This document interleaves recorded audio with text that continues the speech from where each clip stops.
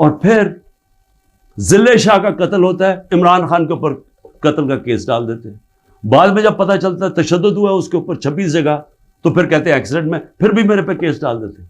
کوئٹہ کے اندر ایک سارے کوئٹوں کا پتہ ہے ذاتی دشمنی پہ ایک وکیل مارا جاتا ہے، عمران خان کے اوپر 302 قتل کیس ہو جاتا ہے.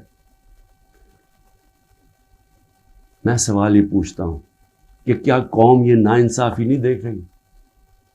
اور یہ جو نظام آپ کر رہے ہیں، یہ سمجھ رہے ہیں کہ یہ بہت بڑا کوئی ڈنڈے مار کے اور خوف سے لوگوں کو اپنی طرف لے آئیں گے، یا لوگ ووٹ کسی اور کو دے دیں گے. یہ انسان ہے، یہ بھیڑ بکریاں نہیں ہیں. اور اس کے اوپر، اس نظام کے اوپر جو حضرت علی کا قول ہے وہ غور سے سن لیں. کفر کا نظام چل جائے گا لیکن ظلم اور ناانصافی کا نظام نہیں چل سکتا. حکومتیں چلتی ہیں اخلاقی قوت پہ، ڈنڈے مار کے جانور چلتے ہیں.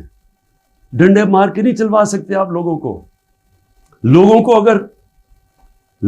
کو اگر آپ یہ سمجھتے ہیں کہ اس کی ظلم کی وجہ سے یہ چوروں کو تسلیم کر لے گی قوم، جو 30 سال سے ملک کو لوٹ رہے ہیں، جن کے پیسے باہر پڑے ہیں، جن کی سارا یہ جیسے انہوں نے اقتدار سے پھر